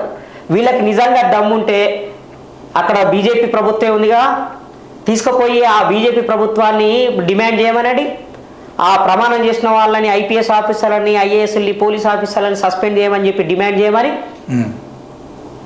ఆర్ఎస్ ప్రవీణ్ కుమార్ గారికి ధైర్యం లేక ఆయన వెనక్కి తగ్గాడు. నేను బరాబర్ చేస్తా ఆ ప్రమాణం, ఎందుకంటే అది నా తండ్రి బాబాసాహెబ్ అంబేద్కర్ ఇచ్చిన ప్రమాణం. అది నా ఇష్టం, నేను పూజించానని చెప్పే హక్కు నాకున్నది. నిన్ను పూజించొద్దు అంటే తప్పు. వరప్రసాద్ నువ్వు రాముని పూజించొద్దు అంటే నాకు తప్పు. లలిత్ కుమార్ నువ్వు కృష్ణుని పూజించొద్దు అంటే నాకు తప్పు. నేను పూజించను అని చెప్తున్నాను. అంటే నేనేమంటున్నా అంటే ఆ రోజు ఆర్ఎస్ ప్రవీణ్ కుమార్ గారిని అడ్డుకునేటువంటి ఆయన మీద ఈ రోజు ఎక్కడి వరకు వచ్చింది అని అంటే బాబాసాహెబ్నే వచ్చింది. రానున్న రోజులు ఇంకేం జరుగుతుంది? ఎంత నీ స్థాయి ఎంత, నీ జ్ఞానం ఎంత, నీ బతుకెంత? నువ్వు అంబేద్కర్ని నిలదీసేదా నీ స్థాయి? అంటే అంబేద్కర్ నిలదీయాలంటే ఒక స్థాయి ఉండాలి, 100% ఉండాలి. అంబేద్కర్ వాళ్ళ మతానికి సంబంధించి హిందూ మతానికి నాయకుడుగా ఉన్న గాంధీయే నిలదీయలేదు, సంజయ్ ఇచ్చుకున్నాడు. హిందూ మతానికి నాయకుడిగా ఉన్న శంకరాచార్యనే నిలదీయలేకపోయాడు. నువ్వు శంకరాచార్యవా అంటే వాళ్ళు నిలదీయలేదు కాబట్టి ఇప్పుడు ఎవరు నిలదీయద్దా? నిలదీయదు. నువ్వు ప్రశ్నించు, ఏం చేస్తావు చెప్పు, నువ్వు విమర్శ ఏం చేస్తావు చెయ్యి. నేను నిలదీస్తున్నా, నువ్వేంది, నీ స్థాయి ఏంది నిలదీయడానికి? అదే మాట మీ నాయకుడు నరేంద్ర మోడీతో చెప్పి, నరేంద్ర మోడీతోటి నిలదీయమని, లేదా కిషన్ రెడ్డితో నిలదీయమని. నేను అంబేద్కర్ నిలదీస్తున్నా అని చెప్పాను, బండి సంజయ్ అని చెప్పాను, అంబేద్కర్ నేను నిలదీస్తున్నా అని చెప్పాను. అమిత్ షా తోటి అనిపించా మాట, అంబేద్కర్ని నిలదీస్తున్నా, అంబేద్కర్ తప్పు, అంబేద్కర్ని మేము ఇక్కడ లేకుండా చేస్తాము అని చెప్పాను. ఇదే నరేంద్ర మోడీ, ఇదే అమిత్ షా అంబేద్కర్ 125వ జయంతి సందర్భంగా పార్లమెంటులో అంబేద్కర్ని కీర్తిస్తూ మాట్లాడారు. అంబేద్కర్ లేకపోతే ఛాయ్ అమ్ముకుని నేను ఈ దేశానికి ప్రధానమంత్రిని కాకపోదును అని అన్నాడు. అంబేద్కర్ నిర్మించిన ప్రజాస్వామ్య దేవాలయం మీద అని అన్నాడు నరేంద్ర మోడీ. నీ నాయకుడేమో కీర్తిస్తాడు, నువ్వేమో నిలదీస్తావా? నువ్వు నిలదీసే స్థాయా? కనీసం నరేంద్ర మోడీ అయినా ప్రశ్నిస్తే అదొక లెక్క, శంకరాచార్యులు ప్రశ్నిస్తే ఒక లెక్క. చివరికి నువ్వు పోయి కాళ్ళు పట్టుకున్న రామానుజాచార్యులు ఉన్నారు కదా, త్రిదండి చిన్నజీయర్ స్వామి, ఆయన ప్రశ్నిస్తేనన్నా ఒక లెక్క. వీళ్ళందరూ కులం ఉండాలని కోరుకునేవాళ్ళు. అయితే ఇక్కడ ఇంకో విషయం మనం అడగాలన్నా, నిజానికి ఈ మధ్య కాలంలో సోషల్ మీడియాలో ఈ వరప్రసాద్ కానీ, ఈ లలిత్ కుమార్ కానీ వాళ్ళని కొన్ని ఛానళ్ళలో కూర్చోబెట్టి వాళ్ళని హైలైట్ చేసే ప్రయత్నం చేసిర్రు.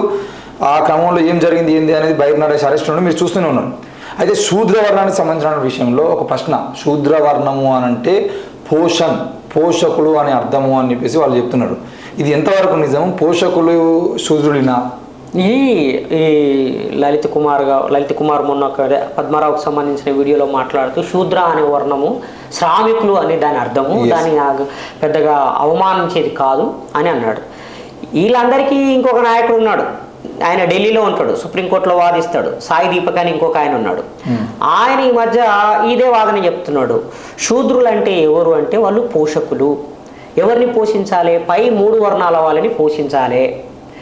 బ్రాహ్మణ, క్షత్రియ, వైశ్య అనే ఈ 3 వర్ణాలని దేవుడు సృష్టించిండు. అయితే వీళ్ళని పోషించడానికి పోషకులు అవసరమయ్యారు. అందుకని దేవుడు శూద్రుల్ని సృష్టించిండు. శూద్రులు అంటే పోషకులు కాబట్టి అది అందరికీ ఆహారం పెట్టేవాళ్ళు, భోజనం పెట్టేవాళ్ళు. ఎంత గొప్ప విషయం. కాబట్టి అది అగౌరవమైన పదం కాదు, అది ఎలాంటి అవమానకరమైన పదం కాదు, గర్వపడాలి మీరని చెప్పి అంటున్నాడు.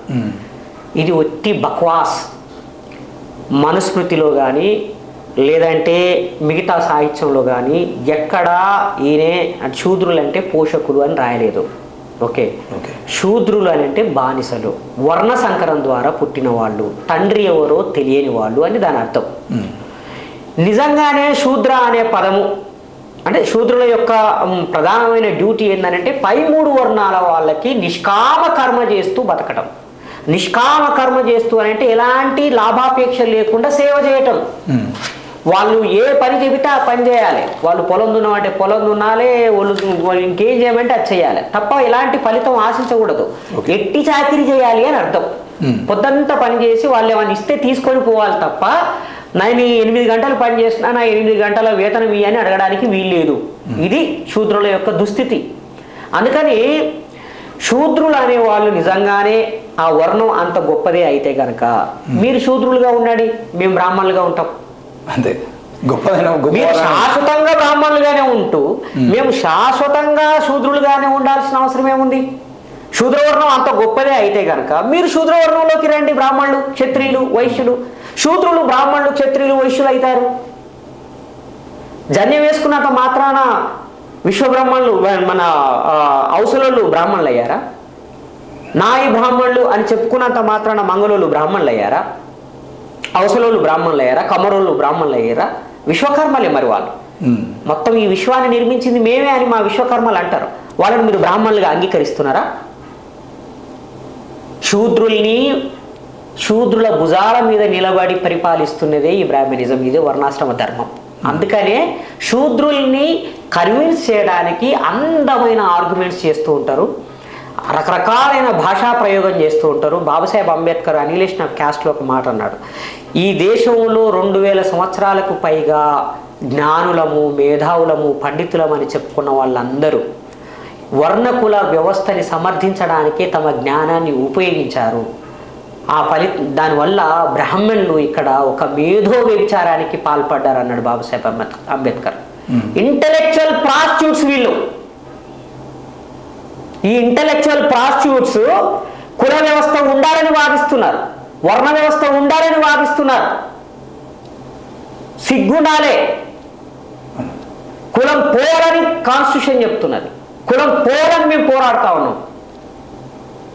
నువ్వు రాముని మొక్కుతావా, కృష్ణుని మొక్కుతావా, నీ ఇష్టం. కులం ఉండాలా పోవాలా చెప్పు, వర్ణం ఉండాలా పోవాలా చెప్పు.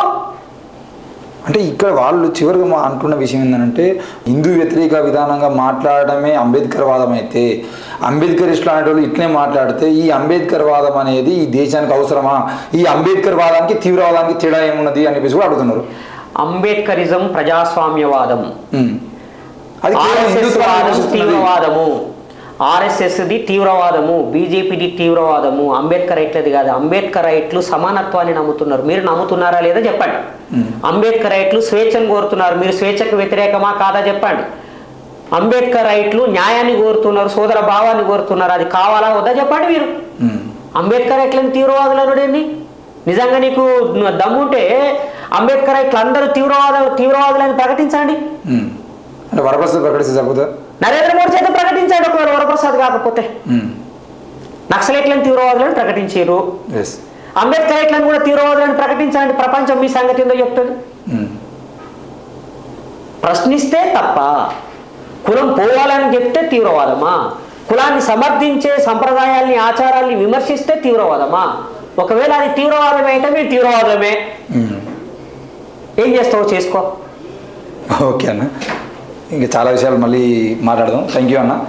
మొత్తానికైతే బాబాసాహెబ్ అంబేద్కర్ ఇచ్చినటువంటి భారత రాజ్యాంగానికి సంబంధించిన విషయంలో ఈ మధ్య కాలంలో వరప్రసాద్, లలిత్ కుమార్ లాంటి కొంతమంది హిందుత్వవాదులు వాళ్ళు ఆ రాజ్యాంగాన్ని అడ్డం పెట్టుకుని జరుగుతున్నటువంటి విషయాలని ప్రశ్నిస్తున్నట్టుగా అక్కడ బీజేపీ ఆర్ఎస్ఎస్కి పనిచేస్తున్నారు తప్ప ఎక్కడ కూడా వాళ్ళు ఈ దేశంలో సమానత్వం స్వేచ్ఛ కోసం పనిచేయడం అని చెప్పేసి మనతో పాటు కూర్చున్న జిలికా శ్రీనివాస్ గారు అన్నారు. నిజానికి ఈ దేశంలో ఒకవేళ కనుక ఈ అంటే ముఖ్యంగా బాబాసాహెబ్ అంబేద్కర్ విషయంలో కానీ లేదంటే అంబేద్కర్ విషయంలో కానీ మీకు ఏమన్నా తప్పులు కనుక ఉంటే వాటిని ప్రకటించమనండి. నరేంద్ర మోడీ చేతుల మీదనో లేదంటే అమిత్ షానో ఈ రాజ్యాంగానికి సంబంధించిన విషయంలో అంబేద్కర్ విషయంలో లేదంటే అంబేద్కరిస్టుల విషయంలో ఏదున్నా కూడా వాళ్ళ చేత ప్రకటించమనండి. వాళ్ళకు దమ్ములేక మీతో మాట్లాడిస్తున్నారని చెప్పేసి చెప్తున్నారు. మరి ఇదే విషయం మీద దాదాపు బాబాసాహెబ్ అంబేద్కర్ గారికి వాళ్ళు ఒక బహిరంగ లేఖ పేరుతో మొన్న అంబేద్కర్ విగ్రహం దగ్గర ఒక చిన్న నిరసన కార్యక్రమం చేశారు. మరి ఈ చాలా విషయాల్లో ముందుగా లలిత్ కుమార్, హమారా ప్రసాద్, వరప్రసాద్ లాంటి వాళ్ళు ఎన్నోసార్లు ఎన్నో సోషల్ మీడియాలలో పోస్టులు పెట్టినప్పటికీ ప్రతి పోస్టుకి మన మీడియా తరఫున ప్రతి దానికి సమానం చెప్తూనే వచ్చాము. ఇప్పటి వరకు ఏ రోజు కూడా ఇన్నిసార్లు ఇన్ని ప్రశ్నలు పెట్టినా అన్నిటికీ సమానం చెప్తూ మేధావులను కూర్చోబెట్టి వాడికి వివరణ ఇస్తూ ప్రతి అంశం మీద మనం ఇప్పటివరకు సమానం చెప్పడం పరిస్థితి కనబడ్డది. మనం సమానం చెప్పినాం. అయినప్పటికీ ఇప్పటికీ ఒక్కసారన్నా కూడా ఎస్ మీరు ఇంటర్వ్యూలో చెప్పింది తప్పు, మేము బహిరంగ చర్చకు సిద్ధము, మేము ఇప్పటికీ అడుగుతున్నాం మా మీడియా తరఫున మీరు ఈ విషయాల మీద మాట్లాడుతున్న విషయాల మీద మేము మళ్ళీ అవసరమైతే కత్తి పద్మారావు గారితోనైనా, జిల్కర్ శ్రీనివాస్ గారితోనైనా, దిగంబర్ కాములితోనైనా, లేదంటే బైర్ నరేష్ అయినా, రాజేష్ రింజర్లు అయినా, ఇంకా ప్రొఫెసర్ కాశీంనైనా ఇంకెవరినైనా తీసుకొచ్చి బహిరంగంగా మీతో మాట్లాడడానికి సిద్ధంగా ఉన్నాం, మీరు చర్చ చేయడానికి సిద్ధమా అని చెప్పేసి అడుగుతున్నాం. దానికి ఇప్పటివరకు ఎవరు స్పందించలేదు. 1-2 సార్లు మనం ఫోన్ చేసినా కూడా వాళ్ళు రెస్పాండ్ అయిన పరిస్థితి లేదు. కేవలం వాళ్ళు సోషల్ మీడియాలో 4 పోస్టులు పెట్టి ఇక్కడ ఉన్నటువంటి అంబేద్కర్ వాదులని అలాగే 2024 ఎన్నికలకు ముందు ఈ తెలంగాణలో మతం పేరుతో కులం పేరుతో దాడులకు పూనుకోవాలనే విషయంలో ఇక్కడ ఉన్నటువంటి యువకుల్ని ముఖ్యంగా బీసీలని రెచ్చగొట్టడానికి ప్రయత్నం చేస్తున్నారు, ఈ హిందుత్వవాదులను రెచ్చగొట్టడానికి ప్రయత్నం చేస్తున్న విషయాన్ని మీ దృష్టి తీసుకొస్తున్నాం. ఒకవేళ కనుక ఈ విషయాల మీద జిల్కర్ శ్రీనివాస్ గారితో మీరు ఎవరైనా తప్పకుండా మేము డిబేట్కి సిద్ధమని చెప్పేసి అనేది అంటే మేము మా ఛానల్ ద్వారా ఎప్పుడైనా ఎక్కడైనా చర్చకు సిద్ధంగా ఉన్నాం. దానికి జిల్కర్ శ్రీనివాస్ గారు కూడా సిద్ధంగా ఉన్నారు. కింద వచ్చేటువంటి ఫోన్ నెంబర్కి మీరు సంప్రదించండి. Thank you. చూస్తూనే ఉండండి.